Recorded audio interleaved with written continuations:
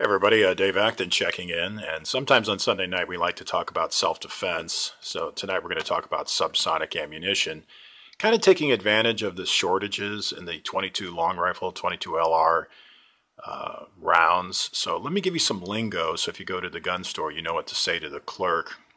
And let me tell you why I think 22 LR subsonic is a good choice for urban conflict during SHTF. First of all, you can get a 22 LR handgun or a revolver. This is a replica revolver, pretty cheap. You might, you know, 150, 175, $200, you might be able to get something like this. And man, California is weird. You can only buy a handgun every 30 days. So go figure. Anyway, with something like this, it's easy to conceal. You can put it in your belt, put it in a pack, get to it really quick. And if you shoot a subsonic round, and you're starting to see this cheap ammunition because of the 22 LR shortage. So here's some Mexican ammunition, Aguilar. It doesn't make as loud of a noise. It's kind of like a thunderclap. It's the compression of the air that makes that loud, what we call report, that sharp noise, that bam. And then in an urban environment, when you hear something like that, you know it's a firearm. But with a subsonic round, it may sound like a backfire, it may sound like a breaking dish, it may sound like something that fell off a shelf. There's a little bit of a, gray area because it doesn't really sound that close to what people think is a firearm shot.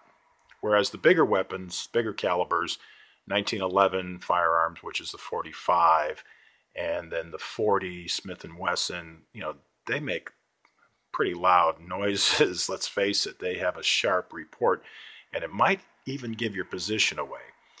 So there is an advantage to these subsonic rounds. So if you're out at the gun store or whatever, if you want to prepare for SHTF and you only have maybe $200 or $300, I would suggest you just tell the clerk that you want a target pistol, you want to practice with your grandson or your son, and start stockpiling the subsonic rounds if you want.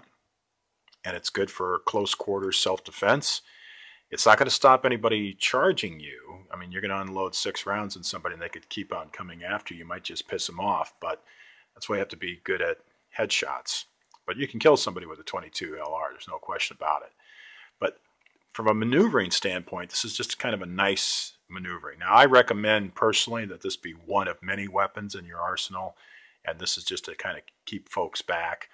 And if things get really bad, if you do have to shoot something, then it's going to be very difficult for people to hear it with a subsonic round. So there's your little tutorial for the night. Best wishes. See what you can do with this information. And if you go to the gun store and you look for something like this, you won't look like an idiot. So until next time, reporting in, this is Dave Acton.